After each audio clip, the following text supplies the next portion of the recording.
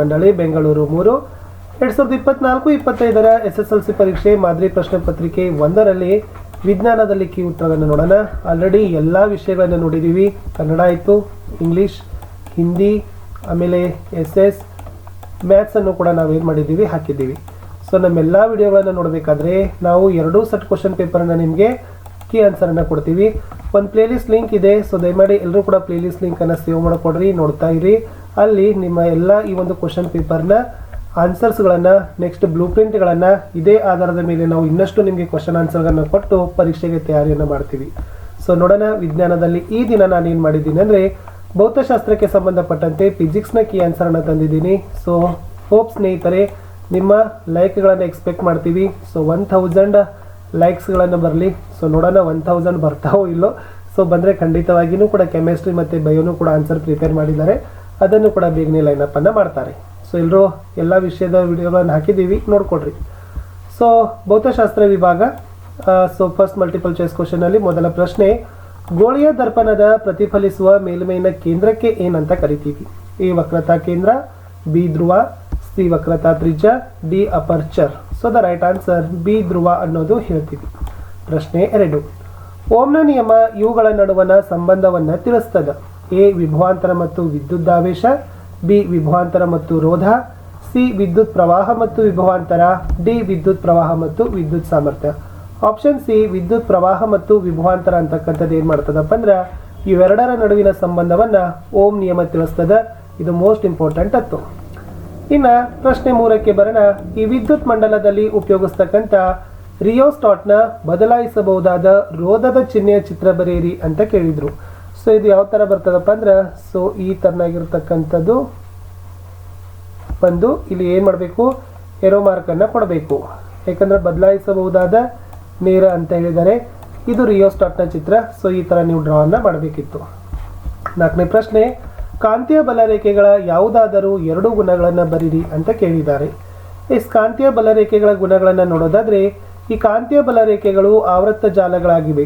ಅಂದರೆ ಕಾಂತೀಯ ಬಲರೇಖೆಗಳು ಧ್ರುವದಲ್ಲಿ ಉತ್ಸರ್ಜಿತವಾಗಿ ದಕ್ಷಿಣ ಧ್ರುವದಲ್ಲಿ ವಿಲೀನಗೊಳ್ಳುತ್ತವೆ ಹಾಗೂ ಕಾಂತದ ಒಳಭಾಗದಲ್ಲಿ ಕಾಂತದ ದಕ್ಷಿಣ ಧ್ರುವದಿಂದ ಉತ್ತರ ಧ್ರುವದೆಡೆಗೆ ಕಾಂತೀಯ ಬಲರೇಖೆಗಳು ಇರ್ತವೆ. ಎರಡನೇದು, ಈ ಕಾಂತ ಧ್ರುವಗಳಲ್ಲಿ ಬಲರೇಖೆಗಳು ದಟ್ಟವಾಗಿರ್ತವೆ. ಅಂದರೆ ಕಾಂತೀಯ ರೇಖೆಗಳ ಸಾಂದ್ರತೆ ಹೆಚ್ಚಾಗಿದ್ದಲ್ಲಿ ಕಾಂತಕ್ಷೇತ್ರದ ಬಲ ಹೆಚ್ಚಾಗ್ತದೆ.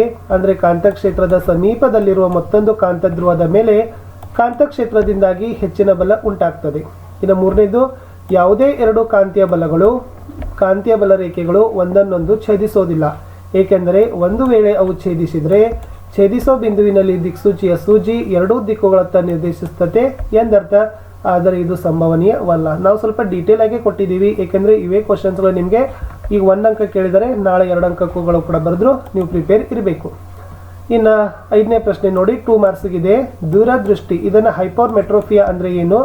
ಈ ದೋಷ ಉಂಟಾಗಲು 2 ಕಾರಣಗಳನ್ನು ತಿಳಿಸಿ ಅಂತ ಕೇಳಿದರೆ ವೆರಿ ಮೋಸ್ಟ್ ಇಂಪಾರ್ಟೆಂಟ್. ಉತ್ತರ ನೋಡಿ, ಎಸ್, ದೂರದೃಷ್ಟಿಯನ್ನು ಹೈಪರ್ಮೆಟ್ರೋಫಿಯಾ ಅಂತ ಕರೀತಾರೆ. ಅಂದರೆ ಇದು ಒಂದು ದೃಷ್ಟಿ ದೋಷ. ಏನಪ್ಪ ಅಂದ್ರೆ ಈ ದೃಷ್ಟಿ ದೋಷ ಹೊಂದಿದ ವ್ಯಕ್ತಿ ದೂರದ ವಸ್ತುಗಳನ್ನು ಸ್ಪಷ್ಟವಾಗಿ ನೋಡ್ತಾನೆ, ಹತ್ತಿರದ ವಸ್ತುಗಳನ್ನು ಸ್ಪಷ್ಟವಾಗಿ ನೋಡಲಾಗದ ಸ್ಥಿತಿಗೆ ದೂರದೃಷ್ಟಿ ದೋಷ ಅಂತ ಕರಿತೀವಿ. ಹಾಗಾದರೆ ಇದಕ್ಕೆ 2 ಕಾರಣ. ಒಂದನೇದು, ಕಣ್ಣಿನ ಮಸೂರದ ಸಂಗಮ ದೂರ ಉದ್ದವಾಗಿ ಇರ್ತದೆ. ಎರಡನೇದು, ಕಣ್ಣುಗುಡ್ಡೆ ಅತಿ ಚಿಕ್ಕವಾಗಿ ಇರೋದೇ ಅನ್ನೋದೇ ಉತ್ತರ. ಇನ್ನು ಚಿತ್ರ ಅಬ್ಸರ್ವ್ ಮಾಡಿ, ಇಲ್ಲಿ ಮಂಡಲದ ಚಿತ್ರವನ್ನು ಕೊಟ್ಟಿದ್ದಾರೆ. ಈ ಚಿತ್ರವನ್ನು ನೋಡಿದಾಗ ಎ ಪ್ರಶ್ನೆ ನೋಡಿ, ಎಕ್ಸ್ ಮತ್ತು ವೈ ಬಿಂದುಗಳ ಸುತ್ತಲೂ ಉಂಟಾಗುವ ಕಾಂತಕ್ಷೇತ್ರದ ದಿಕ್ಕನ್ನು ತಿಳಿಸಿ ಅಂತ ಕೇಳಿದ್ದಾರೆ. ಏನು ಬರಿಬಹುದಂದ್ರೆ, ಎಕ್ಸ್ ಬಿಂದುವಿನ ಸುತ್ತ ಅಪ್ರದಕ್ಷಿಣಾಕಾರವಾಗಿ ಕಾಂತಕ್ಷೇತ್ರ ಉಂಟಾದರೆ ವೈ ಬಿಂದುವಿನ ಸುತ್ತ ಅಪ್ರದಕ್ಷಿಣಾಕಾರವಾಗಿ ಕಾಂತಕ್ಷೇತ್ರ ಉಂಟಾಗ್ತದೆ. ಎರಡನೇದು, ಈ ಕಾಂತಕ್ಷೇತ್ರದ ದಿಕ್ಕನ್ನು ನಿರ್ಧರಿಸಲು ಸಹಾಯ ಮಾಡಿದ ನಿಯಮವನ್ನು ನಿರೂಪಿಸಿ ಅಂತ ಕೇಳಿದರೆ ಇದು ಬಲಗೈ ಹೆಬ್ಬೆರಳು ನಿಯಮ ಅನ್ನೋದು ಸರಿಯಾದ ಉತ್ತರ ಬರ್ತದೆ. ಪ್ರಶ್ನೆ 7, ಗ್ರಹ ವಿದ್ಯುತ್ ಮಂಡಲದಲ್ಲಿ ವಿದ್ಯುತ್ ಉಪಕರಣಗಳನ್ನು ಸಮಾಂತರವಾಗಿ ಸಂಪರ್ಕಿಸ್ತಾರೆ. ಇದರ 2 ಕಾರಣಗಳನ್ನು ಕೊಡಿ ಅಂತ ಕೇಳಿದ್ದಾರೆ. ಇಲ್ಲಿ ಮುಖ್ಯವಾಗಿ ನಾವು ಏನು ಬರಿಬಹುದಪ್ಪ ಅಂದರೆ ಸಮಾಂತರವಾಗಿ ಯಾಕೆ ಜೋಡಿಸ್ತೀವಿ ಅನ್ನೋದಕ್ಕೆ ಕಾರಣಗಳನ್ನು ಕೇಳಿದ್ದಾರೆ. ಅದರಲ್ಲಿ ನಾವು ಏನು ಬರಿಬಹುದಪ್ಪ ಅಂತಂದರೆ ಈ ಸಮಾಂತರ ಮಂಡಲ ವಿದ್ಯುತ್ ಉಪಕರಣಗಳ ಮೂಲಕ ವಿದ್ಯುತ್ ಪ್ರವಾಹವನ್ನು ವಿಭಜಿಸ್ತದೆ. ಇದು 1 ಪಾಯಿಂಟ್. ನೆಕ್ಸ್ಟ್, ಈ ಸಮಾಂತರ ಮಂಡಲದಲ್ಲಿ ಒಟ್ಟು ರೋಧ ಕಡಿಮೆ ಆಗ್ತದೆ. ನಿರ್ದಿಷ್ಟವಾಗಿ ಪ್ರತಿಯೊಂದು ವಿದ್ಯುತ್ ಉಪಕರಣ ವಿಭಿನ್ನ ರೋಧವನ್ನು ಹೊಂದಿರುವಾಗ ಮತ್ತು ಸರಿಯಾಗಿ ಕಾರ್ಯನಿರ್ವಹಿಸಲು ವಿದ್ಯುತ್ ಪ್ರವಾಹದ ಅಗತ್ಯವಿರುವ ಸಂದರ್ಭದಲ್ಲಿ ಇದು ಸಹಾಯ ಮಾಡ್ತದೆ. ಮತ್ತು ಯಾವುದಾದರೂ ಒಂದು ಘಟಕ ವಿಫಲವಾದರೆ ಉಳಿದ ಘಟಕಗಳು ಯಥಾರೀತಿಯಾಗಿ ಕೆಲಸ ಮಾಡ್ತಾವೆ ಅಂತಕ್ಕಂಥ ಎರಡು ಕಾರಣಗಳನ್ನು ನೀವೇನು ಮಾಡಬಹುದಾಗಿತ್ತು, ಇಲ್ಲಿ ಬರಿಬೇಕಿತ್ತು. 3 ಮಾರ್ಕ್ಸ್ ಕ್ವಶನ್. ಪ್ರಶ್ನೆ 8. ಒಂದು ವಸ್ತುವನ್ನು ಪಿನ ಮೊಸರದ 2F1 ನಲ್ಲಿ ಇರಿಸಿದಾಗ ಈ ಉಂಟಾಗುವ ಪ್ರಭಾವವನ್ನು ಉಂಟಾಗುವ ಪ್ರತಿಬಿಂಬವನ್ನು ತೋರಿಸ್ತಕ್ಕಂಥ ರೇಖಾಚಿತ್ರ ಬರೀರಿ. ಉಂಟಾದ ಪ್ರತಿಬಿಂಬದ ಸ್ಥಾನ ಮತ್ತು ಸ್ವಭಾವವನ್ನು ತಿಳಿಸಿ ಅಂತ ಕೇಳಿದ್ದಾರೆ. ಸೊ ನೋಡಿ, ಇದು ಅಗದಿ ಸಿಂಪಲ್ ಆಗಿರ್ತಕ್ಕಂಥ ಚಿತ್ರ. ನಿಮಗೆ ನೀವು ಪ್ರಿಪೇರ್ ಮಾಡಲೇಬೇಕು. ಯಾಕಂದ್ರೆ ಇಲ್ಲಿ ಪಿನ ದರ್ಪಣದ 6 ಬರ್ತವೆ, ನಿಮ್ನ ದರ್ಪಣದ 6 ಬರ್ತವೆ. ಈ ಅಷ್ಟು 6 ನೋಡಿದರೆ ಖಂಡಿತವಾಗಿ ನೀವು ಒಂದನ್ನು ಬರಿತೀವಿ. ವಸ್ತುವಿನ ಸ್ಥಾನ ಕೊಟ್ಟಿದ್ರು 2F1 ನಲ್ಲಿ ಅಂತ, ಪ್ರತಿಬಿಂಬದ ಸ್ಥಾನ 2F2 ನಲ್ಲಿ ಬರ್ತದೆ. ಗಾತ್ರ ಸಮಾನ ಗಾತ್ರ, ಸ್ವಭಾವ ಸತ್ಯ ಮತ್ತು ತಲೆ ಕೆಳಗಾದ ಅಂತ ಬರೋದು. ಸೊ ಈ ತನ್ನಾಗಿರ್ತಕ್ಕಂಥ ಚಿತ್ರವನ್ನು ನೀವೇನು ಮಾಡಬೇಕು, ಬರಿಬೇಕು. 2F1 ಅದ, 2F2 ದಲ್ಲಿ ಇರ್ತಕ್ಕಂಥ ಗಾತ್ರ ಸಿಗ್ತಕ್ಕಂಥದ್ದು. ಸೊ ಇಷ್ಟು ನೀವೇನು ಮಾಡಬೇಕಾಗಿತ್ತು, ರೇಖಾಚಿತ್ರವನ್ನು ಬಿಡಿಸಬೇಕು. 3 ಮಾರ್ಕ್ಸ್, ವೆರಿ ಮೋಸ್ಟ್ ಇಂಪಾರ್ಟೆಂಟ್. ಮುಂದಿನ ಪ್ರಶ್ನೆ, ಇಲ್ಲಿ F1 ಪ್ರಧಾನ ಸಂಗಮ ಬಿಂದು ಆಗಬೇಕು ಅಂತ ಕೇಳಿದರು. 9ನೇ ಪ್ರಶ್ನೆಗೆ ಬರ್ತೀನಿ. ಏನಿದೆಪ್ಪ ಅಂದರೆ, ಬೆಳಕಿನ ವರ್ಣ ವಿಭಜನೆ ಎಂದರೇನು, ನಿಸರ್ಗದಲ್ಲಿ ಕಾಮನಬಿಲ್ಲಿನ ಉಂಟಾಗುವಿಕೆಯನ್ನು ವಿವರಿಸಿರಿ ಅಂತ ಕೇಳಿದ್ದಾರೆ. ಇಲ್ಲಿ ಬಿಳಿಯ ಬೆಳಕು ಅದರ ಘಟಕ ಬಣ್ಣಗಳಾಗಿ ವಿಭಜನೆ ಹೊಂದೋದಕ್ಕೆ ಬೆಳಕಿನ ವರ್ಣ ವಿಭಜನೆ ಅಂತ ಕರಿತೀವಿ. ಕಾಮನಬಿಲ್ಲಿನ ಬಗ್ಗೆ ಹೇಳೋದಾದ್ರೆ, ಕಾಮನಬಿಲ್ಲು ಒಂದು ನೈಸರ್ಗಿಕ ರೋಹಿತ ಆಗದ. ಇದು ವಾತಾವರಣದಲ್ಲಿರುವ ಅತಿ ಸಣ್ಣ ನೀರಿನ ಹನಿಗಳಿಂದ ಉಂಟಾಗುವ ಸೌರ ಕಿರಣಗಳ ವರ್ಣ ವಿಭಜನೆ ಅಂತಾರ. ಅಂದ್ರೆ ಈ ಕಾಮನಬಿಲ್ಲು ಯಾವಾಗಲೂ ಸೂರ್ಯನ ವಿರುದ್ಧ ದಿಕ್ಕಿನಲ್ಲಿ ಉಂಟಾಗ್ತದೆ. ನೀರಿನ ಹನಿಗಳು ಕಿರುಪಟ್ಟಕಗಳಂತೆ ವರ್ತಿಸ್ತವೆ. ಅವು ಸೂರ್ಯನ ಪತನ ಕಿರಣವನ್ನು ವಕ್ರೀಭವನಗೊಳಿಸಿ ಚದುರಿಸ್ತವೆ, ನಂತರ ಆಂತರಿಕವಾಗಿ ಪ್ರತಿಫಲಿಸ್ತವೆ. ಅಂತಿಮವಾಗಿ ನೀರಿನ ಹನಿಗಳಿಂದ ಹೊರಬರುವಾಗ ವಕ್ರೀಭವನ ಹೊಂದುತ್ತವೆ. ಬೆಳಕಿನ ವರ್ಣ ವಿಭಜನೆ ಮತ್ತು ಆಂತರಿಕ ಪ್ರತಿಫಲನದಿಂದಾಗಿ ಅದರ ಬಣ್ಣಗಳು ವೀಕ್ಷಕನ ಕಣ್ಣನ್ನು ತಲುಪಿಸ್ತವೆ ಅಂತಕ್ಕಂಥ ಬರೆದ್ರೆ, ಸೊ ಇದು ಕಾಮನಬಿಲ್ಲಿನ ಬಗ್ಗೆ ಇರತಕ್ಕಂಥ ಪ್ರಶ್ನೆ ಇತ್ತು. ಇಲ್ಲಿ ಅಥವಾ ಪ್ರಶ್ನೆ ಕೇಳಿದ್ದಾರೆ ನೋಡಿ, ಟಿಂಡಾಲ್ ಪರಿಣಾಮ ಅಂದ್ರೆ ಏನು, ಈ ಶುಭ್ರ ಆಕಾಶದ ಬಣ್ಣವನ್ನ ನೀಲಿಯಾಗಿದೆ ಏಕೆ ವಿವರಿಸಿರಿ ಅಂತ ಕೇಳಿದ್ದಾರೆ. ಇಲ್ಲಿ ಕಲಿಲ ಪದಾರ್ಥಗಳಿಂದ ಬೆಳಕಿನ ಚದುರುವಿಕೆಯ ವಿದ್ಯಮಾನವನ್ನ ಏನಂತ ಕರೀತಾರಪ್ಪ ಅಂದ್ರೆ ಟಿಂಡಾಲ್ ಪರಿಣಾಮ ಅಂತ ಕರೀತಾರ. ಅಂದ್ರೆ ಈ ಕೆಂಪು ಬೆಳಕು ನೀಲಿ ಬೆಳಕಿಗಿಂತ ಅಂದಾಜು 1.8ರಷ್ಟು ಅಧಿಕ ತರಂಗಾಂತರವನ್ನು ಹೊಂದದ. ಆದ್ದರಿಂದ ಸೂರ್ಯನ ಬೆಳಕು ವಾಯುಮಂಡಲ ಪ್ರವೇಶಿಸಿದಾಗ ಗಾಳಿಯಲ್ಲಿರುವ ಅತಿ ಸಣ್ಣ ಕಣಗಳು ಅಂದರೆ ಕೆಂಪು ಬಣ್ಣ ಅಧಿಕ ತರಂಗಾಂತರಕ್ಕಿಂತ ನೀಲಿ ಬಣ್ಣ ಕಡಿಮೆ ತರಂಗಾಂತರವನ್ನು ತೀವ್ರವಾಗಿ ಚದುರಿಸ್ತಾವ. ಚದುರಿದ ನೀಲಿ ಬಣ್ಣ ನಮ್ಮ ಕಣ್ಣನ್ನು ತಲುಪ್ತದೆ. ಹೀಗಾಗಿ ನಮಗೆ ಆಕಾಶ ನೀಲಿ ಬಣ್ಣದಲ್ಲಿ ಕಾಣ್ತದೆ ಅಂತಕ್ಕದ್ದನ್ನು ಬರೆದ್ರೆ ಸೊ ಉತ್ತರ ಸರಿ ಆಗ್ತದೆ. ಮುಂದಿನ ಪ್ರಶ್ನೆ 10. ವಿದ್ಯುತ್ ಪ್ರವಾಹವಿರುವ ವಾಹಕವನ್ನ ಕಾಂತಕ್ಷೇತ್ರದಲ್ಲಿ ಇರಿಸಿದಾಗ ಅದು ಯಾಂತ್ರಿಕ ಬಲವನ್ನು ಅನುಭವಿಸುತ್ತದೆ ಎಂದು ತೋರಿಸುವ ಒಂದು ಪ್ರಯೋಗವನ್ನು ವಿವರಿಸಿರಿ ಅಂತ ಕೇಳಿದ. ಇಲ್ಲಿ ಈ ತನ್ನಾಗಿರ್ತಕ್ಕಂಥ ಪ್ರಯೋಗ ನಿಮ್ಮ ಆಲ್ರೆಡಿ ಪುಸ್ತಕದಲ್ಲಿ ಇದೆ. ಅಲ್ಯೂಮಿನಿಯಂನ ಒಂದು ಚಿಕ್ಕ ಸಲಾಕೆ ಎಬಿಯನ್ನು ತೆಗೆದುಕೊಂಡು 2 ವಾಹಕ ತಂತಿಗಳ ಸಹಾಯದಿಂದ ಆಧಾರ ಸ್ತಂಭಕ್ಕೆ ಸಮಾಂತರವಾಗಿ ಜೋಡಿಸಬೇಕು. ಒಂದು ಕುದುರೆ ಲಾಳಾಕೃತಿಯ ಪ್ರಬಲ ಕಾಂತದ ಕಾಂತಕ್ಷೇತ್ರ ಮೇಲ್ಮುಖವಾಗಿರುವಂತೆ ಮತ್ತೆ ಅದರ 2 ಧ್ರುವಗಳ ನಡುವೆ ಅಲ್ಯೂಮಿನಿಯಂ ಕಂಬಿ ಇರುವಂತೆ ಜೋಡಿಸಬೇಕು. ಇದಕ್ಕಾಗಿ ಅಲ್ಯೂಮಿನಿಯಂನ ಸಲಾಕೆ ಕೆಳಭಾಗಕ್ಕೆ ಕಾಂತದ ಉತ್ತರ ಧ್ರುವ ಮತ್ತು ಮೇಲ್ಭಾಗಕ್ಕೆ ಕಾಂತದ ದಕ್ಷಿಣ ಧ್ರುವ ಇರುವಂತೆ ಕಾಂತವನ್ನು ಲಂಬವಾಗಿ ಇಡಬೇಕು. ಈ ಅಲ್ಯೂಮಿನಿಯಂ ತಂತಿಯ ತುದಿಗಳನ್ನು ಏನ್ ಮಾಡ್ತದಪ್ಪ ಅಂತಂದ್ರೆ ಬ್ಯಾಟರಿ ಸ್ವಿಚ್ ಮತ್ತು ರಿಯೋಸ್ಟಾಟ್ನೊಂದಿಗೆ ಸರಣಿಗಳಲ್ಲಿ ಜೋಡಿಸಬೇಕು. ಅವಾಗ ಈ ಅಲ್ಯೂಮಿನಿಯಂ ತಂತಿಯ ಬಿ ತುದಿಯಿಂದ ಎ ತಂತಿಗೆ ವಿದ್ಯುತ್ ಪ್ರವಾಹ ಹರಿಯುವಂತೆ ಮಾಡಬೇಕು. ಅವಾಗ ಸಲಾಕೆ ಎ ಬಿ ಸ್ಥಾನ ಪಲ್ಲಟಗೊಳ್ಳುತ್ತದೆ. ಅಂದ್ರೆ ಸಲಾಕೆಯಲ್ಲಿನ ವಿದ್ಯುತ್ ಪ್ರವಾಹದ ದಿಕ್ಕನ್ನು ಬದಲಾಯಿಸಿದಾಗ ಅದರ ವಿರುದ್ಧ ದಿಕ್ಕಿನಲ್ಲಿ ಸ್ಥಾನ ಪಲ್ಲಟಗೊಳ್ಳುತ್ತದೆ ಅನ್ನಕ್ಕಂದ ಬರಿಬೇಕು. ಇದು ಈ ಅಂತ ಬರಲಿಕ್ಕೆ ಹೋಗಬೇಡಿ. ಸೊ ಅದು ನಾವು ಡಾಟ್ ಹಾಕಿದ್ದೀವಿ. ಸೊ ಅದು ಬಂದದ. ಓಕೆನಾ? ಇಷ್ಟು ಪ್ರಯೋಗ ಅದು ಬರೆದ್ರೆ ಸೊ ಖಂಡಿತವಾಗಿ ಅಂಕಗಳನ್ನು ಕೊಡ್ತಾರೆ. 4 ಮಾರ್ಕ್ ಕ್ವಶನ್ಸ್ ಹೋಗೋಣ. 11A, ಬೆಳಕಿನ ವಕ್ರೀಭವನದ ನಿಯಮಗಳನ್ನು ನಿರೂಪಿಸಿ. ಬಾಹೆಟ್ ಮಾಡಲೇಬೇಕು. 2 ನಿಯಮಗಳು ಬರ್ತವೆ. ಮೊದಲ ನಿಯಮ, ಪತನ ಕಿರಣ, ವಕ್ರೀಭವನ ಕಿರಣ ಮತ್ತು 2 ಮಾಧ್ಯಮಗಳ ಸಂಪರ್ಕ ಪತನ ಬಿಂದುವಿನಲ್ಲಿ ಎಳೆದ ಲಂಬ ಇವೆಲ್ಲವೂ ಒಂದೇ ಸಮತಲದಲ್ಲಿ ಬರ್ತಾವ. 2ನೇ ನಿಯಮ, ಕೊಟ್ಟಿರೋ ಬೆಳಕಿನ ನಿರ್ದಿಷ್ಟ ಬಣ್ಣ ಮತ್ತೆ ನೀಡಿರುವ ಜೋಡಿ ಮಾಧ್ಯಮಗಳಿಗೆ ಪತನ ಕೋನದ ಸೈನು ಮತ್ತು ವಕ್ರೀಭ ಕೋನದ ಸೈನುಗಳ ಅನುಪಾತ ಸ್ಥಿರವಾಗಿರ್ತಾವ. ಇದನ್ನ ಈ ಸೈನನ ವಕ್ರೀಭವನದ ನಿಯಮ ಅಂತ ಏನ್ ಮಾಡ್ತಾರಪ್ಪ ಅಂತಂದ್ರೆ ಕರೀತಾರೆ ಅಂತಕ್ಕದ್ದನ್ನ ಬರಿಬೇಕು. ಬಿ ಪ್ರಶ್ನೆ ಇದೆ ನೋಡಿ. ಸೀಮೆ ಎಣ್ಣೆಯಲ್ಲಿ ಚಲಿಸುತ್ತಿರುವ ಬೆಳಕಿನ ಕಿರಣವು ಓರೆಯಾಗಿ ನೀರನ್ನು ಪ್ರವೇಶಿಸುತ್ತದೆ. ಆ ಬೆಳಕಿನ ಕಿರಣ ಲಂಬದ ಕಡೆಗೆ ಬಾಗ್ತದನೋ ಅಥವಾ ಲಂಬದಿಂದ ದೂರ ಬಾಗ್ತದನೋ ಏಕೆ ಅಂತ ಕೇಳಿದ್ರು. ಇಲ್ಲಿ ನೀರಿನ ವಕ್ರೀಭವನ ಸೂಚ್ಯಂಕ 1.33, ಸೀಮೆಎಣ್ಣಿನ ವಕ್ರೀಭವನ ಸೂಚ್ಯಂಕ 1.44. ಸ್ವಲ್ಪ ಅದನ್ನ ಎರಡು ನೆನಪಿಟ್ಟರೆ ನಿಮಗೆ ಗೊತ್ತಾಗ್ತದ. ನೋಡಿ, ಬೆಳಕಿನ ಕಿರಣ ಲಂಬ ದೂರದಿಂದ ಬಾಗ್ತದ, ಏಕೆಂದರೆ ಬೆಳಕಿನ ಕಿರಣ ದೃಕ್ ಸಾಂದ್ರ ಮಾಧ್ಯಮವಾದ ಸೀಮೆಎಣ್ಣಿನಿಂದ ದೃಕ್ ವಿರಳ ಮಾಧ್ಯಮವಾದ ನೀರಿನ ಕಡೆಗೆ ಪ್ರವೇಶಿಸ್ತದ. ಆಗ ಅದರ ವೇಗ ಹೆಚ್ಚುತ್ತದೆ ಮತ್ತೆ ಲಂಬದಿಂದ ದೂರ ಬಾಗ್ತದೆ ಅಂತಕ್ಕದ್ದನ್ನ ಬರಿಬೇಕಾಗಿತ್ತು. ಇಲ್ಲಿ ಅಥವಾ ಒಂದು ಪ್ರಶ್ನೆ ಇದೆ ನೋಡಿ, ಬೆಳಕಿನ ಪ್ರತಿಫಲನದ ನಿಯಮಗಳನ್ನು ನಿರೂಪಿಸಿರಿ ಅಂತ ಕೇಳಿದ್ದಾರೆ. ಸೊ ಅದರಲ್ಲಿ ಎರಡು ಬರ್ತಾವಲ್ಲ, ಪತನ ಕೋನ ಪ್ರತಿಫಲನ ಕೋನಕ್ಕೆ ಸಮ, ಪತನ ಕಿರಣ ಪತನ ಬಿಂದುವಿನಲ್ಲಿ ಪ್ರತಿಫಲನದ ಮೇಲ್ಮೈಗೆ ಎಳೆದ ಲಂಬ ಮತ್ತೆ ಪ್ರತಿಫಲಿತ ಕಿರಣ ಈ ಮೂರು ಒಂದೇ ಸಮತಲದಲ್ಲಿನೇ ಇರ್ತಾವೆ. ಇದು ಇಂಪಾರ್ಟೆಂಟ್ ಇತ್ತು. ಬಿ ಪ್ರಶ್ನೆ, ದರ್ಪಣದ ವರ್ಧನೆ +1 ಇದರ ಅರ್ಥವೇನು? ಈ ದರ್ಪಣದ ವಿಧವನ್ನ ತಿಳಿಸಿ. ಇಲ್ಲಿ ಪ್ರತಿಬಿಂಬದ ಗಾತ್ರ ವಸ್ತುವಿನಷ್ಟೇ ಇರ್ತದೆ. ಸೊ ಇಲ್ಲಿ ಧನಾತ್ಮಕ ಚಿಹ್ನೆ ಪ್ರತಿಬಿಂಬದ ನೇರ ಮತ್ತು ಮಿಥ್ಯವನ್ನ ಸೂಚಿಸ್ತದೆ. ಓಕೆನಾ? ಸೊ ಹೀಗಾಗಿ ಇದು ದರ್ಪಣದ ಪಿನ ದರ್ಪಣದ ವಿಧ ಅನ್ನೋದನ್ನ ಬರಿಬೇಕಾಗಿತ್ತು. ಲಾಸ್ಟ್ ಕ್ವಶನ್ಸ್ಗೆ ಹೋಗೋಣ. 4 ಮಾರ್ಕ್ಸ್ ಇದೆ. ಸ್ವಲ್ಪ ನೋಡಿ, 220 ವೋಲ್ಟ್ ಜನರೇಟರ್ಗೆ ಒಂದು ವಿದ್ಯುತ್ ಹೀಟರ್ ಅನ್ನ ಸಂಪರ್ಕ ಮಾಡಿದ್ದಾರೆ. 10 ಆಂಪಿಯರ್ ವಿದ್ಯುತ್ ಅನ್ನ ಅದು ಸೆಳಿತದ. ಹಾಗಾದ್ರೆ ವಿದ್ಯುತ್ ಹೀಟರ್ನ ಸಾಮರ್ಥ್ಯವೇನು? ಇದು ಒಂದು ಕಂಡುಹಿಡಿಬೇಕು, ವಿದ್ಯುತ್ ಸಾಮರ್ಥ್ಯ. ಆಮೇಲೆ ಈ ವಿದ್ಯುತ್ ಹೀಟರ್ ಅನ್ನ ದಿನಕ್ಕೆ 8 ಗಂಟೆಗಳಂತೆ 30 ದಿನಗಳ ಕಾಲ ಬಳಸಿದಾಗ ಅದನ್ನ ಬಳಕೆ ಕಂಡುಹಿಡಿಬೇಕು. Second one. ಮೂರನೇದು, 1 ಕಿಲೋ ವ್ಯಾಟ್ ಅವರ್ಗೆ 5 ರೂಪಾಯಿಯಂತೆ ತಗಲುವ ಒಟ್ಟು ಲೆಕ್ಕಾಚಾರವನ್ನ ಕಂಡುಹಿಡಿಬೇಕು. ಟೋಟಲಿ ಇಲ್ಲಿ 3 ಟರ್ಮ್ಗಳನ್ನ ನಾವೇನ್ ಮಾಡಬೇಕು, ಕ್ಯಾಲ್ಕುಲೇಷನ್ ಅನ್ನ ಮಾಡಬೇಕು. ಡಾಟಾ ನೋಡ್ಕೊಳ್ರಿ. ಬರ್ಕೋತಾ ಹೋಗೋಣ. ಪಿ ಬತ್ತು 220 ವೋಲ್ಟ್, ಐ 10A, ಪಿ ಕಂಡಿಡಿಯೋಣ. ಪಿ ಕಂಡುಹಿಡಿತಕ್ಕಂಥ ಸೂತ್ರ P = P × I. ಲೆಕ್ಕಗಳನ್ನ ದತ್ತಾಂಶಗಳನ್ನು ಹಾಕೋಣ. 220 ಬರೋಣ, 10 ಬರೋಣ. ಎಷ್ಟು ಬತ್ತು? 220 × 10 ಅಂದ್ರೆ 2200 ಅಂದ್ರೆ 2200. ಇದು ಫ್ಯಾಟ್ ಅಂತ ಬರ್ತದ.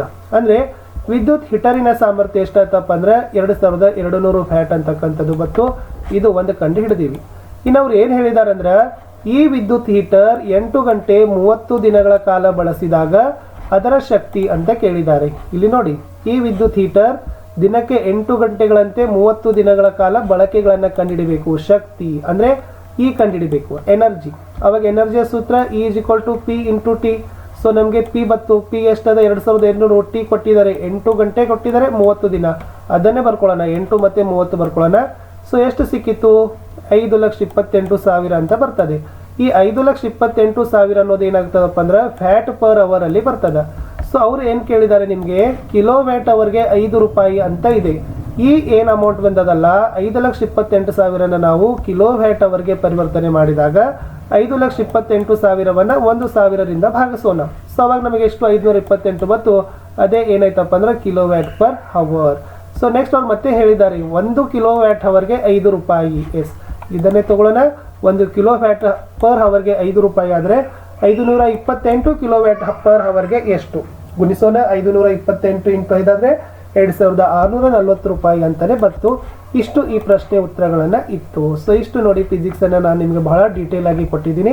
ಸೊ ವಿಡಿಯೋ ಹೇಗೆ ಅನಿಸಿತ್ತು ಅನ್ನೋದನ್ನ ಕಮೆಂಟ್ ಅಲ್ಲಿ ತಿಳಿಸಿ. ಖಂಡಿತವಾಗಿ ಕೆಮಿಸ್ಟ್ರಿಯಲ್ಲಿ ಆನ್ಸರ್ಸ್ ಗಳನ್ನ ಲೈನ್ ಅಪ್ ಮಾಡ್ತೀನಿ. ವಿಡಿಯೋನ ಲೈಕ್, ಶೇರ್ ಮತ್ತೆ ಸಬ್ಸ್ಕ್ರೈಬ್ ಮಾಡೋದನ್ನ ಮಾತ್ರ ಮರೆಯದಿರಿ.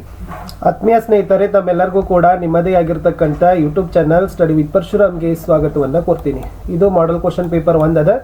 So SSLC model question paper 1ರಲ್ಲಿ ರಸಾಯನ ವಿಜ್ಞಾನದಲ್ಲಿ ಪ್ರಶ್ನೆಗಳಿಗೆ ಉತ್ತರಗಳನ್ನು ನೋಡೋಣ. ಆಲ್ರೆಡಿ ನಾನು ಫಿಸಿಕ್ಸ್ ಅಲ್ಲಿ ಹಾಕಿದ್ದೆ. ಎಲ್ಲ ವಿಷಯಗಳಲ್ಲಿ ಕೂಡ ವಿಡಿಯೋಗಳು ಬರ್ತಾ ಇದ್ದಾವೆ. ವಿಡಿಯೋದ ಡಿಸ್ಕ್ರಿಪ್ಷನ್ ಬಾಕ್ಸ್ ಅನ್ನು ನೋಡಿಕೊಂಡು ದಯಮಾಡಿ ವಿಡಿಯೋಗಳನ್ನು ಲೈಕ್, ಶೇರ್ ಮತ್ತೆ ಸಬ್ಸ್ಕ್ರೈಬ್ ಮಾಡೋದನ್ನ ಮಾತ್ರ ಮರೆಯದಿರಿ. ಮೊದಲ ಪ್ರಶ್ನೆ 13. ನೀರಿನ ವಿದ್ಯುತ್ ವಿಭಜನೆಯಿಂದ ಹೈಡ್ರೋಜನ್ ಮತ್ತು ಆಕ್ಸಿಜನ್ ಅನಿಲಗಳು ಉಂಟಾಗುವ ಕ್ರಿಯೆಗೆ ಏನಂತ ಕರಿತೀವಿ ಅಂತ ಕೇಳಿದರೆ ಅದನ್ನ ಅಂತರುಷ್ಣಕ ಕ್ರಿಯೆ ಅಂತ ಕರೀತಾರೆ. 13A ಅನ್ನೋದು ಸರಿ ಉತ್ತರ. 14ನೇ ಪ್ರಶ್ನೆ. ಆಲ್ಕಿನನ 5ನೇ ಸದಸ್ಯನ ಅಣುವಿನಲ್ಲಿರುವ ಕಾರ್ಬನ್ ಮತ್ತೆ ಹೈಡ್ರೋಜನ್ ಪರಮಾಣುಗಳ ಸಂಖ್ಯೆ ಎಷ್ಟು ಅಂತ ಕೇಳಿದರೆ ಸಿ 6 ಮತ್ತು 12 ಅಂತಕ್ಕಂಥ ಆಯ್ಕೆ ಸರಿ ಇದೆ. ಪ್ರಶ್ನೆ 15.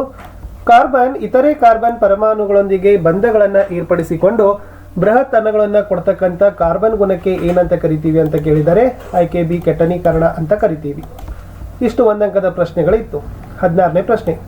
ಕುಮುಟುವಿಕೆಯನ್ನು ಹೇಗೆ ತಡೆಗಟ್ಟಲಾಗ್ತಾ ಇದೆ ಅಂತ ಕೇಳಿದರೆ ವೆರಿ ಸಿಂಪಲ್. ನೈಟ್ರೋಜನ್ ಅನಿಲವನ್ನು ಹಾಯಿಸೋದರ ಮೂಲಕ, ಪ್ರತಿ ಉತ್ಕರ್ಷಗಳನ್ನು ಸೇರಿಸೋದರ ಮೂಲಕ, ಬಿಗಿಯಾದ ಮುಚ್ಚಳ ಹೊಂದಿರುವ ಸಂಗ್ರಾಹಕಗಳನ್ನು ಬಳಸೋದರ ಮೂಲಕ ಅಂತ 3 ಪಾಯಿಂಟ್ಸ್ ಇದಾವೆ.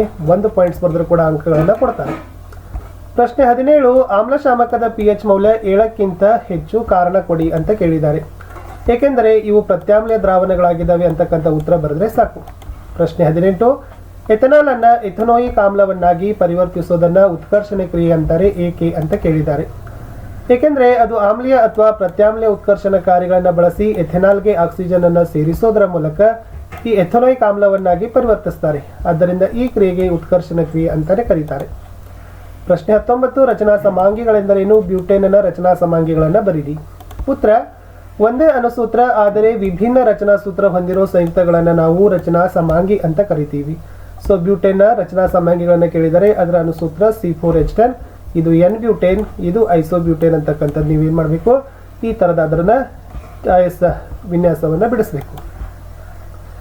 ಕ್ರಿಯಾ ಗುಂಪು ಎಂದರೇನು? ಪ್ರೊಪೆನಾಲ್ ಮತ್ತು ಪ್ರೊಪೆನಾಲ್ನಲ್ಲಿರುವ ಕ್ರಿಯಾ ಗುಂಪುಗಳನ್ನು ಹೆಸರಿಸಬೇಕು. ಉತ್ತರ, ಕಾರ್ಬನ್ ಸಂಯುಕ್ತದ ವಿಶಿಷ್ಟ ಗುಣಕ್ಕೆ ಕಾರಣವಾದ ಪರಮಾಣುವಿನ ಗುಂಪಿಗೆ ಕ್ರಿಯಾ ಗುಂಪು ಅಂತೀವಿ. ಇಲ್ಲಿ ಪ್ರೊಪೆನಾಲ್ನಲ್ಲಿರುವ ಕ್ರಿಯಾ ಗುಂಪು ಆಲ್ಡಿಹೈಡ್ RCHO, ಪ್ರೊಪೆನಾಲ್ನಲ್ಲಿರುವ ಕ್ರಿಯಾ ಗುಂಪು ಆಲ್ಕೋಹಾಲ್ ROH ಅಂತಕ್ಕಂಥದ್ದು ಇತ್ತು. ಆಮ್ಲಗಳು ಮತ್ತು ಪ್ರತ್ಯಾಮ್ಲಗಳ ಸ್ವಭಾವವನ್ನು ಪತ್ತೆ ಹಚ್ಚಲು ನೀಲಿ ಲಿಟ್ಮಸ್ ಮತ್ತು ಕೆಂಪು ಲಿಟ್ಮಸ್ ಕಾಗದಗಳು ಹೇಗೆ ಸಹಕಾರಿ ಆಗಿದ್ದಾವೆ? ಈ ಆಮ್ಲಗಳಲ್ಲಿರುವ ನೀಲಿ ಲಿಟ್ಮಸ್ ಕಾಗದವನ್ನು ಅದ್ದಿದಾಗ ಕೆಂಪು ಬಣ್ಣಕ್ಕೆ ತಿರುಗಿಸ್ತವೆ. ಪ್ರತ್ಯಾಮ್ಲಗಳು ಕೆಂಪು ಲಿಟ್ಮಸ್ ಕಾಗದವನ್ನು ಅದ್ದಿದಾಗ ನೀಲಿ ಬಣ್ಣಕ್ಕೆ ಬದಲಾಯಿಸ್ತವೆ ಅಂತಕ್ಕಂಥ ಸಿಂಪಲ್ ಪಾಯಿಂಟ್ಸ್ಗಳನ್ನು ಬರೀಬಹುದು. 21, ಪರ್ಯಾಪ್ತ ಹೈಡ್ರೋಕಾರ್ಬನ್ ಮತ್ತು ಅಪರ್ಯಾಪ್ತ ಹೈಡ್ರೋಕಾರ್ಬನ್ ನಡುವಿನ ವ್ಯತ್ಯಾಸವನ್ನು ಬರೀಲಿಕ್ಕೆ ಕೇಳಿದ್ದಾರೆ. ಸೊ ವೆರಿ ಸಿಂಪಲ್ ಇದೆ. ಪರ್ಯಾಪ್ತ ಹೈಡ್ರೋಕಾರ್ಬನ್ದಲ್ಲಿ ಕಾರ್ಬನ್ ಪರಮಾಣುಗಳ ನಡುವೆ ಏಕಬಂಧ ಇರ್ತದೆ. ಅಪರ್ಯಾಪ್ತ ಹೈಡ್ರೋಕಾರ್ಬನ್ದಲ್ಲಿ ದ್ವಿಬಂಧ ಅಥವಾ ತ್ರಿಬಂಧ ಇರ್ತದೆ. ಆಮೇಲೆ ಪರ್ಯಾಪ್ತ ಹೈಡ್ರೋಕಾರ್ಬನ್ಗಳು ಕಡಿಮೆ ಕ್ರಿಯಾಶೀಲ, ಅಪರ್ಯಾಪ್ತ ಹೈಡ್ರೋಕಾರ್ಬನ್ಗಳು ಹೆಚ್ಚು ಕ್ರಿಯಾಶೀಲ. ಪರ್ಯಾಪ್ತ ಹೈಡ್ರೋಕಾರ್ಬನ್ಗೆ ಉದಾಹರಣೆ ಆಲ್ಕೇನ್, ಅಪರ್ಯಾಪ್ತ ಹೈಡ್ರೋಕಾರ್ಬನ್ಗೆ ಉದಾಹರಣೆ ಆಲ್ಕಿನ್ ಮತ್ತು ಆಲ್ಕೈನ್. 22, ಲೋಹದ ಮೇಲೆ ಹಬೆಯ ವರ್ತನೆಯನ್ನು ತೋರಿಸುವ ಉಪಕರಣಗಳ ಜೋಡಣೆಯ ಚಿತ್ರವನ್ನು ಬರೆದು ಭಾಗಗಳನ್ನು ಗುರುತಿಸಲಿಕ್ಕೆ ಕೇಳಿದರೆ ವೆರಿ ಸಿಂಪಲ್ ಅದ. ಅದನ್ನು ಚಿತ್ರವನ್ನು ಬಿಡಿಸಿ ಅದರಲ್ಲಿ ಲೋಹದ ಚಿರು ಮತ್ತು ಹೈಡ್ರೋಜನ್ ಅನಿಲಗಳನ್ನು ಗುರುತಿಸಬೇಕು. 23, ಈ ಕೆಳಗಿನ ರಾಸಾಯನಿಕ ಕ್ರಿಯೆಗಳಿಗೆ ಸರಿದೂಗಿಸಿದ ರಾಸಾಯನಿಕ ಸಮೀಕರಣ ಬರೀಲಿಕ್ಕೆ ಕೇಳಿದ್ದಾರೆ. ಅದರಲ್ಲಿ ನೈಸರ್ಗಿಕ ಅನಿಲದ ದಹನ ಅಂದರೆ CH4 + 2O2, it gives CO2 + 2H2O. Potassium ಲೋಹ ನೀರಿನೊಂದಿಗೆ ವರ್ತಿಸಿದಾಗ 2K + 2H2O, it gives 2KOH + H2. ತಾಮ್ರದ ಸಲ್ಫೇಟ್ ದ್ರಾವಣದೊಂದಿಗೆ ಕಬ್ಬಿಣದ ವರ್ತನೆಯಲ್ಲಿ CuSO4 + Fe, FeSO4 + Cu ಅಂತಕ್ಕದ್ದನ್ನು ಬರೀಬಹುದು. ಇಲ್ಲಿ ಇನ್ನೊಂದು ಪ್ರಶ್ನೆ ಕೇಳಿದ್ದಾರೆ. ಬೇರಿಯಂ ಕ್ಲೋರೈಡ್ ದ್ರಾವಣ ಅಲ್ಯೂಮಿನಿಯಂ ಸಲ್ಫೇಟ್ ದ್ರಾವಣದೊಂದಿಗೆ ವರ್ತಿಸೋ ಕ್ರಿಯೆಯು ಯಾವ ವಿಧದ ರಾಸಾಯನಿಕ ಕ್ರಿಯೆ? ಈ ಕ್ರಿಯೆಯ ಸರಿದೂಗಿಸಿದ ರಾಸಾಯನಿಕ ಸಮೀಕರಣ ಬರೀರಿ. ಅದು ಮುಖ್ಯವಾಗಿರ್ತಕ್ಕಂಥ ದ್ವಿಸ್ಥಾನ ಪಲ್ಲಟ ಕ್ರಿಯೆಗೆ ಉದಾಹರಣೆ. ಅದ್ರ ಹೇಗೆ ಬರಿಬೋದು ಅಂದರೆ 3BaCl2 Al2SO4 thrice, it gives 3BaSO4 + 2AlCl³ ಅಂತಕ್ಕದ್ದನ್ನು ಬರಿಬೋದು. 24ನೇ ಪ್ರಶ್ನೆ ನೋಡಿ. NaOH, CaOH ಟ್ವೈಸ್, H2 ಮತ್ತು Cl2 ಈ ವಸ್ತುಗಳನ್ನು ಕೊಟ್ಟಿದ್ದಾರೆ. ಯಾವ ವಸ್ತುಗಳನ್ನು ಆಯ್ಕೆ ಮಾಡಿ ಬ್ಲೀಚಿಂಗ್ ಪುಡಿಯನ್ನು ತಯಾರಿಸ್ತೀರಿ? ಇದರ ರಾಸಾಯನಿಕ ಹೆಸರು, ಅಣುಸೂತ್ರ ಮತ್ತು ಉಪಯೋಗಗಳನ್ನು ಬರೀಲಿಕ್ಕೆ ಕೇಳಿದ್ದಾರೆ. ವೆರಿ ಸಿಂಪಲ್ ಅದ. ಸೊ ಫಸ್ಟ್ ಇದರಲ್ಲಿ CaOH ಟ್ವೈಸ್ ಮತ್ತು Cl2 ಈ ವಸ್ತುಗಳನ್ನು ಬಳಸಿ ಬ್ಲೀಚಿಂಗ್ ಪೌಡರ್ ತಯಾರಿಸ್ತಾರೆ. ಇದರ ಸಮೀಕರಣ CaOH twice + Cl2, it gives CaOCl2 + H2O. ಇದರ ರಾಸಾಯನಿಕ ಹೆಸರು ಕ್ಯಾಲ್ಸಿಯಂ ಆಕ್ಸಿಕ್ಲೋರೈಡ್, ಅಣುಸೂತ್ರ CaOCl2. ಇದರ ಉಪಯೋಗಗಳಂದರೆ ನೀರನ್ನು ಕ್ರಿಮಿ ಮುಕ್ತಗೊಳಿಸಲಿಕ್ಕೆ, ರಾಸಾಯನಿಕ ಕಾರ್ಖಾನೆಗಳಲ್ಲಿ ಉತ್ಕರ್ಷಣಕಾರಿಯಾಗಿ, ಹತ್ತಿ ಮತ್ತು ನಾರಿನ ಬಟ್ಟೆಗಳಿಗೆ ಕಾರ್ಖಾನೆಗಳಲ್ಲಿ ಕೊಡ್ತಾರೆ. ಆಮೇಲೆ ಲ್ಯಾಂಡ್ರಿಯಲ್ಲಿ ತೊಳೆದ ಬಟ್ಟೆಗೆ ಚಲುವೆ ನೀಡಲಿಕ್ಕೆ ಕೂಡ ಇದನ್ನು ಏನು ಮಾಡ್ತಾರಪ್ಪ ಅಂದರೆ ಬಳಸ್ತಾರೆ ಅಂತಕ್ಕದ್ದನ್ನು ಬರಿಬಹುದು. 4 ಮಾರ್ಕ್ ಕ್ವಶನ್ಸ್. ಸಲ್ಫೈಡ್ ಅದುರಿನಿಂದ ಸತುವಿನ ಉದ್ಧರಣೆಯನ್ನು ವಿವರಿಸಿರಿ ಅಂತ ಕೇಳಿದ್ದಾರೆ. ವೆರಿ ಸಿಂಪಲ್ ಇದೆ. ಸೊ ನೋಡಿ, ಫಸ್ಟ್ ಅಲ್ಲಿ ಹುರಿವಿಕೆ ಬಳಸ್ತಾರೆ. 1ನೇ ಪಾಯಿಂಟು ಅಂದರೆ ಈ ಸಲ್ಫೈಡ್ ಅದುರನ್ನು ಆಕ್ಸೈಡ್ ಅನ್ನಾಗಿ ಪರಿವರ್ತಿಸಲಿಕ್ಕೆ ಅಧಿಕ ಪ್ರಮಾಣದ ಗಾಳಿಯಲ್ಲಿ ಹೆಚ್ಚಿನ ಉಷ್ಣತೆಯನ್ನು ಕಾಸುವ ಪ್ರಕ್ರಿಯೆಗೆ ಹುರಿವಿಕೆ ಅಂತಾರೆ. ಅದರಲ್ಲಿ ಯಾವ ಕ್ರಿಯೆ ನಡೀತದಪ್ಪ ಅಂದರೆ 2ZnS + 3O2 ಉಷ್ಣ 2ZnO + 2SO2 ಅಂತ ಬರ್ತದೆ. ನಂತರ ಈ ಉಂಟಾದ ಸತುವಿನ ಆಕ್ಸೈಡನ್ನು ಕಾರ್ಬನ್ನೊಂದಿಗೆ ಕಾಯಿಸಿದಾಗ ಅದು ಅಪಕರ್ಷಿಸಲ್ಪಟ್ಟ ಸತುವಾಗ್ತದೆ. ZnO + C, it give Zn + CO. Sodium chloride ಇಲ್ಲಿ ಮುಂದಿನ ಪ್ರಶ್ನೆ.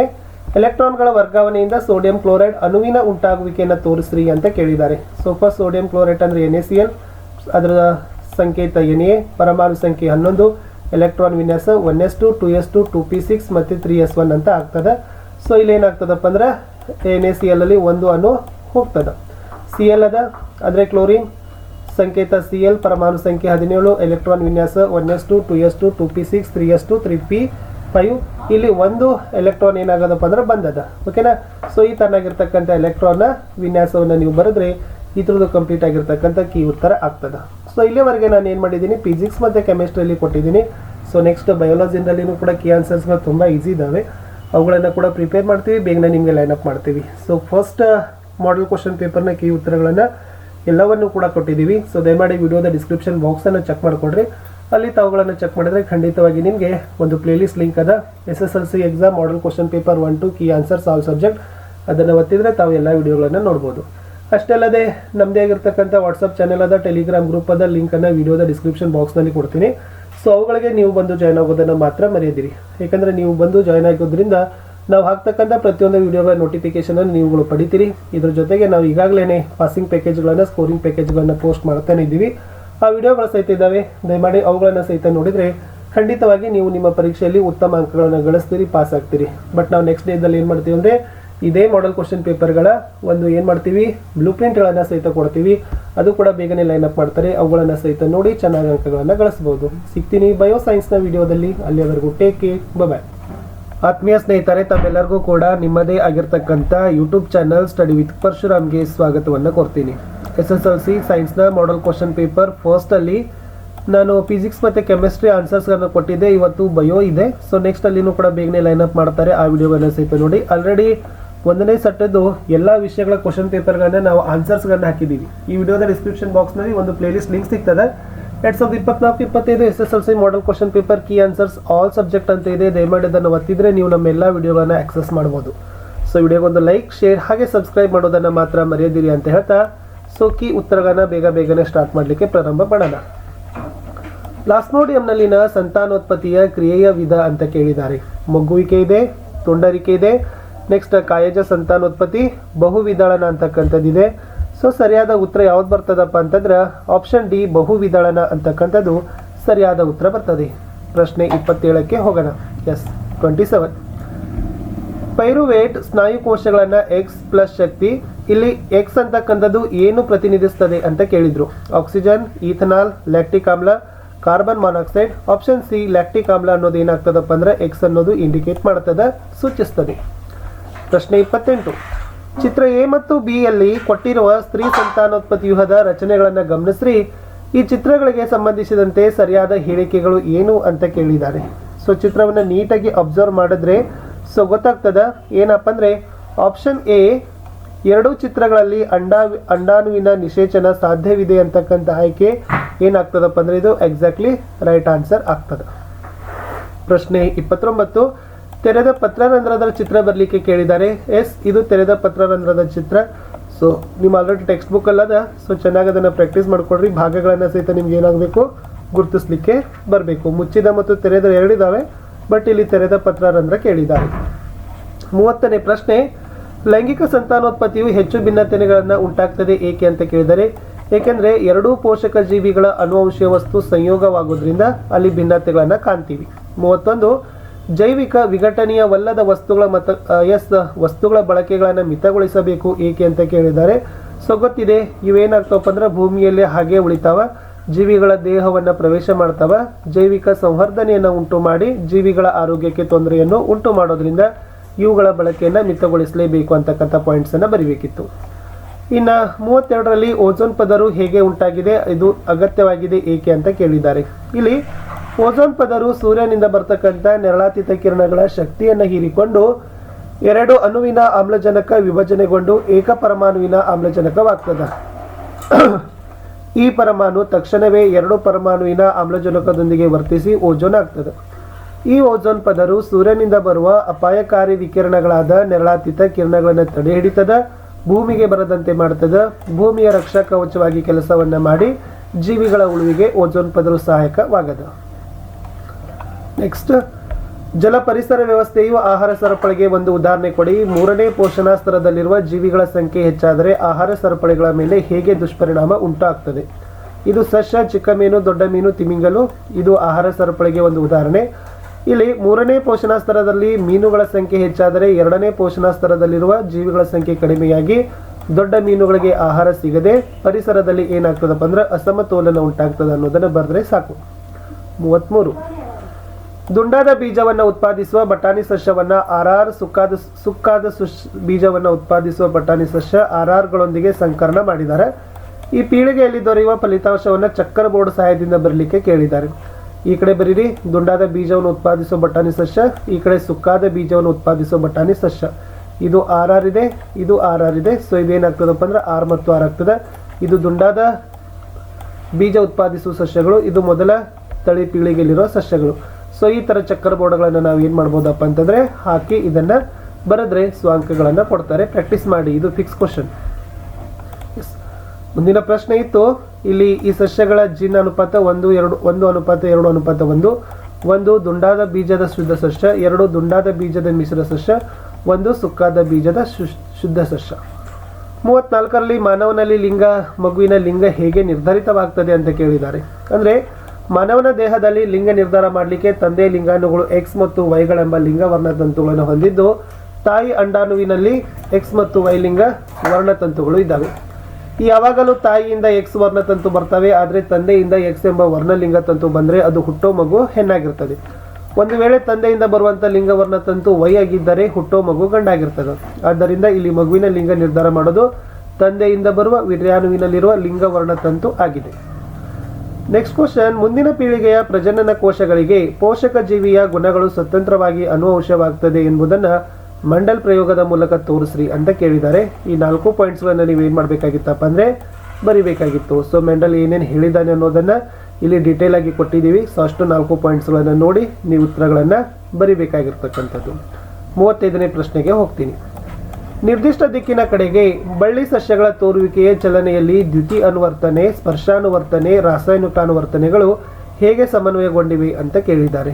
ಇದು ಸಸ್ಯದ ಬಳ್ಳಿಗಳಲ್ಲಿ ಬರ್ತಕ್ಕಂಥದ್ದು ದ್ಯುತಿ ಅನುವರ್ತನೆ, ಸ್ಪರ್ಶಾನುವರ್ತನೆ ಮತ್ತು ಈ ರಾಸಾಯನಿಕಾನುವರ್ತನೆಗಳ ಬಗ್ಗೆ ಇರತಕ್ಕಂಥ ಡೆಫಿನೇಷನ್ಸ್ ಇದಾವೆ. ಇವುಗಳ ಅರ್ಥ ಮತ್ತು ವ್ಯಾಖ್ಯೆಗಳನ್ನು ಬರೆದ್ರೂ ಕೂಡ ನಿಮಗೆ ಏನಾಗ್ತದಪ್ಪ ಅಂದರೆ ಅದು ಹೇಗೆ ಸಮನ್ವಯವಾಗಿದ್ದವು ಅನ್ನೋದನ್ನು ಕೂಡ ನೀವೇನು ಮಾಡಬೇಕಿತ್ತು, ತೋರಿಸ್ಬೇಕಿತ್ತು. ಇನ್ನು ನಮ್ಮ ದೇಹದಲ್ಲಿ ಇನ್ಸುಲಿನ್, ಇಸ್ಟ್ರೋಜನ್ ಮತ್ತು ಥೈರಾಕ್ಸಿನ್ಗಳ ಹಾರ್ಮೋನುಗಳ ಪಾತ್ರವೇನು ಕೇಳಿದ್ದಾರೆ. ಇನ್ಸುಲಿನ್ ಗೊತ್ತಿದೆ, ಅದು ಗ್ಲೈಕೋಜನ್ ಆಗಿ ಮಾಡಿ ರಕ್ತದಲ್ಲಿರುವ ಸಕ್ಕರೆಯ ಪ್ರಮಾಣ ಕಡಿಮೆ ಮಾಡ್ತದೆ. ಇಸ್ಟ್ರೋಜನ್ ಹೆಣ್ಣು ಮಕ್ಕಳ ದೇಹದಲ್ಲಿದೆ. ಹೆಣ್ಣಿನ ದೇಹದಲ್ಲಿ ಅಂಡಾಶಯಗಳಿಂದ ಅಂಡಾಣುಗಳು ಉತ್ಪತ್ತಿಯಾಗಲು, ಹೆಣ್ಣಿನ ಲಕ್ಷಣಗಳು ಬೆಳವಣಿಗೆ ಆಗಲು ಸಹಾಯ. ಥೈರಾಕ್ಸಿನ್ ಅನ್ನೋದು ಚಯಾಪಚಯ ಕ್ರಿಯೆಯ ವೇಗವನ್ನು ನಿಯಂತ್ರಣ ಮಾಡಿ ದೇಹದ ಬೆಳವಣಿಗೆಯ ಮೇಲೆ ಪರೋಕ್ಷವಾಗಿ ಪರಿಣಾಮವನ್ನು ಬೀರ್ತದೆ ಅನ್ನೋದನ್ನು ಬರಿಬೇಕು. ಪರಕೀಯ ಪರಾಗಸ್ಪರ್ಶ ಅಂದರೆ ಏನು? ನಿಷೇಚನದ ನಂತರ ಹೂವಿನಲ್ಲಾಗುವ ಬದಲಾವಣೆಗಳು ಏನು? ಒಂದು ಹೂವಿನ ಪರಾಗರೇನು ಇನ್ನೊಂದು ಹೂವಿನ ಶಲಾಕಾಗ್ರಕ್ಕೆ ವರ್ಗಾವಣೆ ಆದರೆ ಅದನ್ನೇ ಪರಕೀಯ ಪರಾಗಸ್ಪರ್ಶ ಅಂತೀವಿ. ಇಲ್ಲಿ ಬದಲಾವಣೆಗಳು ಏನಾಗ್ತವಪ್ಪ ಅಂತಂದ್ರೆ ಶಲಾಕಾಗ್ರ, ಶಲಾಕೆ ನಳಿಕೆ, ಪುಷ್ಪ ಪತ್ರ ಉದುರಿ ಹೋಗ್ತವ, ಅಂಡಾಶಯ ಹಣ್ಣಾಗ್ತದೆ, ಯುಗ್ಮಜ ಭ್ರೂಣವಾಗಿ ಬೀಜವಾಗ್ತದೆ. ಇನ್ನು 37ರಲ್ಲಿ ಮಾನವನ ಮೆದುಳಿನ ರಚನೆಯನ್ನು ತೋರಿಸೋ ಚಿತ್ರವನ್ನು ಬರಿಬೇಕು. ಅದರಲ್ಲಿ ಮಹಾಮಸ್ತಿಷ್ಕ, ಅನುಮಸ್ತಿಷ್ಕಗಳನ್ನು ಗುರುತಿಸಲಿಕ್ಕೆ ಕೇಳಿದ್ದಾರೆ. ಸೊ ಇದು ಮಹಾಮಸ್ತಿಷ್ಕ ಇದೆ. ನೆಕ್ಸ್ಟ್ ಇದಿರೋದು ಅನುಮಸ್ತಿಷ್ಕ ಅಂತಕ್ಕಂಥದ್ದು ಇಲ್ಲಿದೆ. ಓಕೆನಾ, ಇದು ಅನುಮಸ್ತಿಷ್ಕ, ಇದು ಮಹಾಮಸ್ತಿಷ್ಕ. ಸೊ ಗುರುತಿಸಿ ಅದರ ಕಾರ್ಯಗಳನ್ನು ಸಹಿತ ನಿಮಗೆ ಕೇಳ್ತಕ್ಕಂಥ ಸಾಧ್ಯತೆ ತುಂಬಾ ಇದೆ. ಲಾಸ್ಟ್ ಕ್ವಶನ್, ಮಾನವನ ಸಣ್ಣ ಕರುಳಿನಲ್ಲಿ ಜರುಗೋ ಜೀರ್ಣಾಂಗ ಕ್ರಿಯೆ ಪ್ರಕ್ರಿಯೆಯನ್ನು ವಿವರಣೆ ಕೊಡಬೇಕು. ನಮ್ಮ ದೇಹದಲ್ಲಿ ಇಮ್ಮಡಿ ರಕ್ತ ಪರಿಚಲನೆ ಪ್ರಾಮುಖ್ಯತೆಯನ್ನು ಬರಿಬೇಕು. ಜೈಲಮ್ ಮತ್ತು ಫ್ಲೋಯಮ್ ಅಂಗಾಂಶಗಳ ನಡುವಿನ ವ್ಯತ್ಯಾಸಗಳನ್ನು ಬರಿಬೇಕು. ಇದು ಸಣ್ಣ ಕರಳಿನಲ್ಲಿ ನಡೀತಕ್ಕಂಥ ಜೀರ್ಣಕ್ರಿಯೆ ಬಗ್ಗೆ ಇರ್ತಕ್ಕಂಥ ಪಾಯಿಂಟ್ಸ್ ಇದಾವೆ. ಸೊ ಈ ಮೂರನ್ನು ನೀವು ಏನು ಮಾಡಬೇಕಾಗಿತ್ತು, ಸಣ್ಣ ಕರಳಿನಲ್ಲಿ ನಡೀತಕ್ಕಂಥ ಜೀರ್ಣಕ್ರಿಯೆಯನ್ನು ತೋರಿಸ್ತದೆ. ನೆಕ್ಸ್ಟ್ ನಮ್ಮ ದೇಹದಲ್ಲಿ ನಡೀತಕ್ಕಂಥ ಇಮ್ಮಡಿ ರಕ್ತ ಪರಿಚಲನೆ, ಅದು ಏನು ಮಾಡ್ತದೆ, ದೇಹದಲ್ಲಿ ಆಮ್ಲಜನಕ ರಹಿತ ಮತ್ತು ಆಮ್ಲಜನಕ ಸಹಿತ ರಕ್ತ ಮಿಶ್ರಣಗೊಳ್ಳೋದಿಲ್ಲ. ಇದು ಜೀವಕೋಶಕ್ಕೆ ಸಾಕಷ್ಟು ಪ್ರಮಾಣದ ಆಮ್ಲಜನಕದ ಪೂರೈಕೆಯಾಗಿರೋದ್ರಿಂದ ಜೀವಕೋಶಗಳು ಹೆಚ್ಚಿನ ಪ್ರಮಾಣದ ಶಕ್ತಿ ಉತ್ಪಾದನೆ ಮಾಡಲಿಕ್ಕೆ ಸಹಾಯ ಆಗ್ತದೆ. ಇನ್ನು ಜೈಲಮ್ ಮತ್ತು ಫ್ಲೋಯಮ್ನ ವ್ಯತ್ಯಾಸ, ಜೈಲಮ್ ನೀರು ಕೊಳವೆ, ಫ್ಲೋಯಮ್ ಆಹಾರ ಕೊಳವೆ. ಜೈಲಮ್ನಲ್ಲಿ ನೀರಿನ ಸಾಗಾಣಿಕೆ ಮಾಡಲು ಯಾವುದೇ ಶಕ್ತಿ ಇಲ್ಲ, ಬಟ್ ಫ್ಲೋಯಮ್ನಲ್ಲಿ ಆಹಾರ ಸಾಗಾಣಿಕೆ ಮಾಡಲು ಶಕ್ತಿ ಬೇಕು.